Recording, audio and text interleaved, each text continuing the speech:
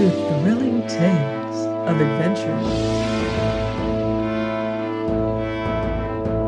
I'm Mardell, reading Martin Conisby's Vengeance by Jeffrey Farnall. Chapter 4. How I Labored to My Salvation. I found myself still somewhat qualmish next morning, but nonetheless got me to labor on the boat, and her damage now being made good on her larboard side, so far as her timbering went, I proceeded to make her seams as watertight as I could. This I did by means of the fiber of those great nuts that grow plenteously here and there on the island, mixed with the gum of a certain tree in place of pitch, ramming my gum fiber into every joint and crevice of the boat's structure, so that what with this and the swelling of her timbers, when launched, I doubted not she would prove sufficiently staunch and seaworthy. She was a stout-built craft, some 16 feet in length, and indeed a poor enough thing she might have seemed to any but myself, her weather-beaten timbers shrunken and warped by the sun's immoderate heats. But to me she had become, as it were, a sign and symbol of freedom. She lay upon her starboard beam, half full of sand, and it now became my object to turn her that I might come at this underside. Wherefore I fell to work with mattock and spade to free her of the sand, wherein, as I say, she lay half buried. This done, I hove and strained until the sweat poured from me, yet found it impossible to move her, strive how I would. Hereupon, and after some painful thought, I took to digging away the sand, undermining her thus, until she lay so nicely balanced, it needed but a push, and the cumbrous structure, rolling gently over, lay in the necessary posture, with her starboard beam accessible from gunwale to keel. And mightily heartened was I thus to discover her damage hereabout so much less than I had dared to hope. So I got me to work with a saw, hammer, and rivets, and wrought so diligently, staying but to snatch a mouthful of food, that as the sun westered, my boat was well nigh finished. Straightening my aching back, I stood to examine my handiwork, and though of necessity somewhat rough yet, it was strong and secure, and altogether a very excellent piece of work I thought it, and mightily yearned I for that hour when I should feel this little vessel, that had been naught but a shattered ruin, once more riding the seas in triumph. But now and all at once my soaring hopes were dashed, for though the boat might be seaworthy, here she lay high and dry, a good 12 yards from the tide. Now, seeing I might not bring my boat to sea, I began to scheme how best I should bring the sea to her. I was yet pondering this matter, chin in hand, when a shadow fell athwart me, and starting I glanced up to find this woman beside me, who, heeding me no whit, walks about and about the boat, viewing my work narrowly. "If you can launch her, she should sail well enough, going large and none so ill on a bowline by her looks.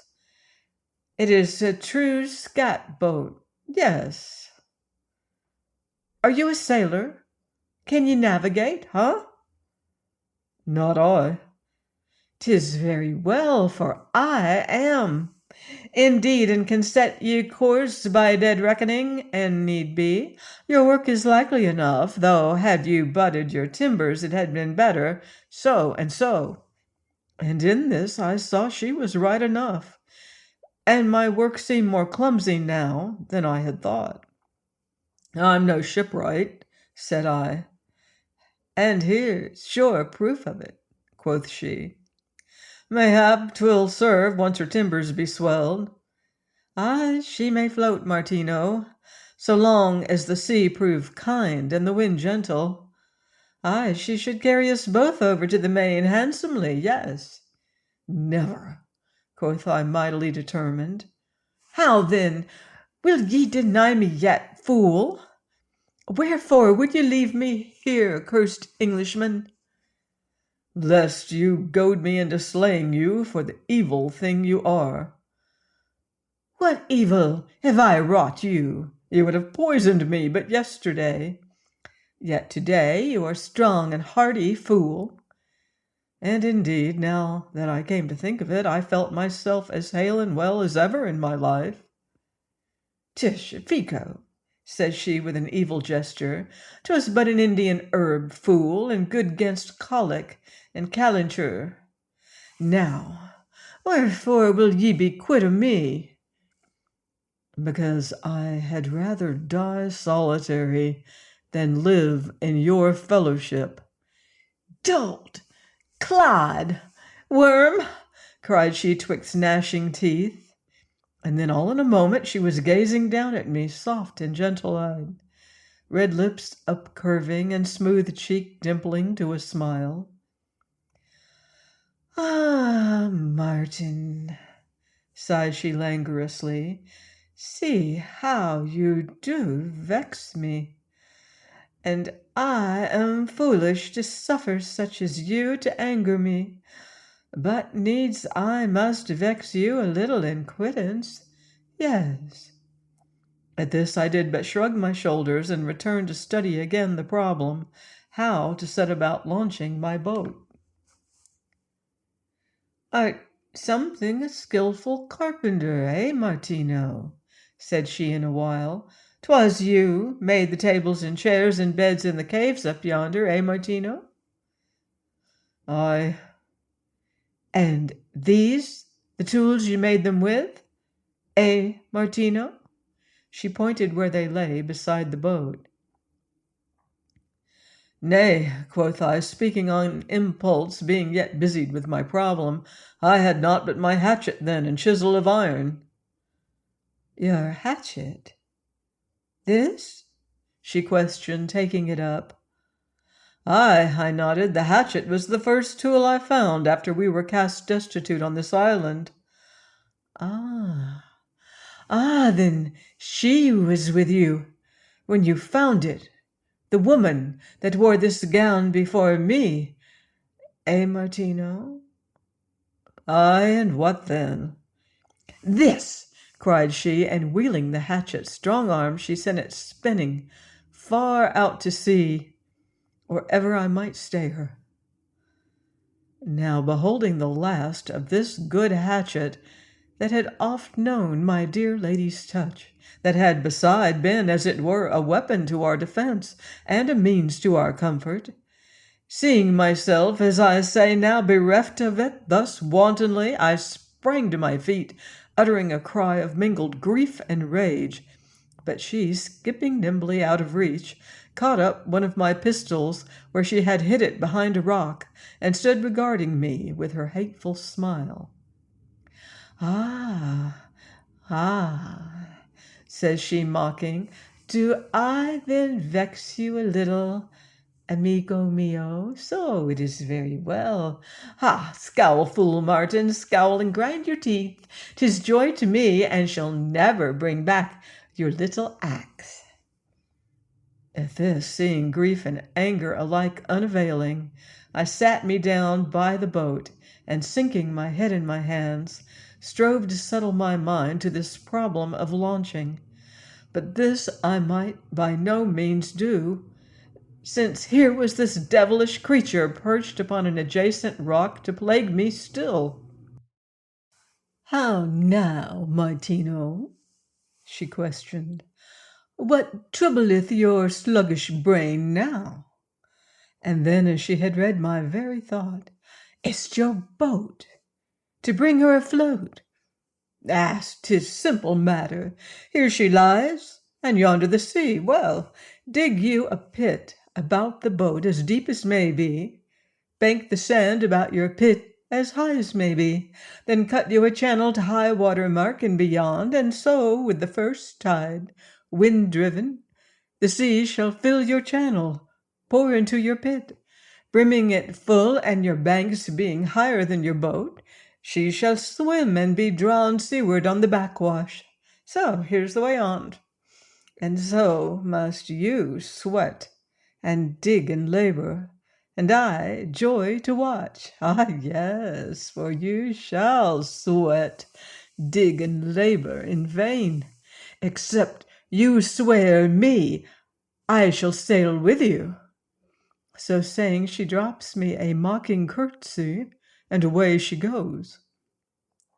She gone, and night being at hand, I set aside 2 or 3 stout spars, should serve me as mast, yards, etc., together with rope and cordage for tackle, and therewith 2 pair of oars, which done, I got me to my cave, and having supped to bed. Early next morning I set myself to draw a circle about my boat, and mark out a channel thence to the sea, even as she had suggested, since I could hit upon no better way. This done, I fell to with spade and mattock, but found this a matter of great labor, since the sand, being very dry and loose hereabouts, was constantly shifting and running back upon me.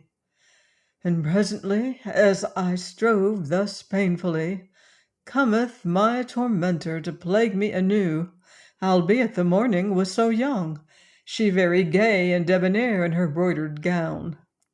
Ha! said she, setting herself hard by, the sun is new risen, yet you do sweat woefully, the which I do joy to see. So ho then, labor and sweat, my pretty man. It shall be all vain, vain and to no purpose. But finding I heeded her no more than a buzzing fly, she changed her tune, viewing me tender-eyed and sighing soft. Am I not better as a woman, Martino? Asked she, spreading out her petticoats. Ay, to be sure, your eyes do tell me so. Scowl and mutter as you will. See now, Martino, I have lived here 3 days, and in all this woeful weary time has never asked my name, which is strange, unless dost know it already, for 'tis famous hereabouts and all along the main. Indeed, 'tis none so wonderful you should know it. I don't, said I, nor wish to. Then I will tell you. 'Tis Joan. Hereupon I dropped my spade, and she, seeing how I stared upon her, burst into a peal of laughter. Ah, ah, cried she, here is pretty soft name. Should fit me as well as another. Why must you stare so fool-like? Here is no witchcraft. For in the caves yonder Joan meeteth me at every turn. 'Tis carven on walls, on chairs, on table, together with Damaris, and many woeful love-sick mottos beside. Now I, knowing this for truth, turned my back and ground my teeth in impotent anger, whilst this woman mocked me with her laughter. Damaris, Joan, said she, at first methought these 2 women, but now do I know Joan is Damaris, and Damaris Joan, and you, a poor lovelorn fool. But as for me, I am Joanna. Now at this I turned and looked at her. Joanna, said I, wondering. Ah, you've heard it before, this name. Before, yes. Ay, in a song. Oh, verily, said she, and forthwith began singing in her deep, rich voice. There's a fine Spanish dame, and Joanna's her name, shall follow wherever you go. Aha, and mark this, Martino, till your black heart shall feel your own cursed steel, black Bartlemy, Bartlemy, ho! But this was my mother. Ah, she that stabbed and killed the pirate Bartlemy ere he slew her, but she was a Spanish lady. Nay, she was English, and lieth buried hereabouts, 'tis said. Howbeit she died here whiles I was with the Indians. They found me, very small and helpless, in the ruins of a burned town, and took me away into the mountains, and being Indians, used me kindly and well. Then came white men 20 and 2, and being Christians, slew the Indians, and used me evilly, and were cruel, save only one. 20 and 2 they were, and all dead long ago, each and every, save only one. Aha, Martino, for the evil men have made me endure, I have ever been excellent well avenged, for I am Joanna, that some call Culebra, and some Gadfly, and some Fighting Joe, and indeed there be few men can match me at sword play, and as for musket and pistol— Watch now, Martino, the macaw yonder. She pointed to a bird that stood preening itself on a rock at no little distance, and catching up the pistol, levelled and fired, and in place of the bird was naught but a splash of blood, and a few poor gaudy feathers, stirring lazily in the gentle wind. See, cried she with a little soft laugh, am I not goodly, camerado? For any brave fellow, yes. Truly, said I, turning away, I think your breeches do become you best. Liar, she cried, you know I am handsomer thus. Your eyes have told me so already. And look ye, I can be as soft and tender, as meek and helpless, as any puling woman of 'em all, when I will. And if I hate fiercely, so is my love. Ha, d'ye blench, fool, d'ye shrink? You thing shaped like a man, must ye cringe at the word love? Ay, said I over my shoulder, on your lips 'tis desecration. Desecration? Desecration? Quoth she, staring on me great-eyed and biting at her scarlet nether lip. Ha! Dare ye say it, dog? And crying thus, she hurled the pistol at me with aim so true that I staggered and came nigh falling. Stung by the blow, I turned on her in a fury, but she leapt to her feet and showed me my own knife glittering in her fist. Ah, bah! Back to your labor, slave, she mocked. Have done, woman, I cried. Have done, or by the living God you will goad me into slaying you yet. Tush, said she, I am used to outfacing men, but you, ha! You should be fed on pap and suckets, you that are no man. 'Tis small wonder you lost your Joan Damaris. 'Tis no wonder she fled away and left you. Now at this, and nothing heeding her knife, I sprang at her, and she, letting fall the knife, leapt towards me, and then I had her, felt her all soft and palpitant in my furious grip, heard a quivering sigh, saw her head sway back across my arm, and she drooping in my embrace, helpless in a swoon, and holding her thus prisoned and crushed against me. I could not but be conscious of all the tender languorous beauty of her ere I hasted to lay her upon the sand. My arms were yet about her, and I upon my knees, when her bosom heaved to sudden tremulous sigh, and opening her eyes, she smiled up at me.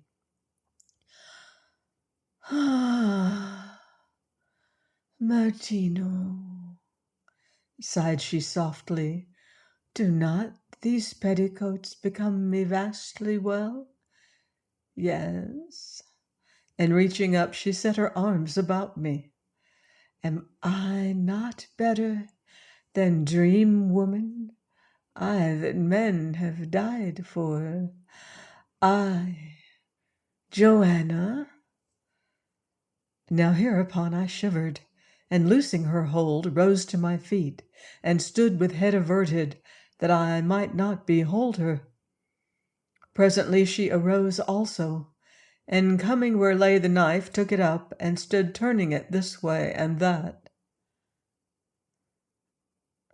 Martin, said she in her soft, dreamy speech, you are mightily strong and mightily gentle, and I do think we shall make a man of you yet.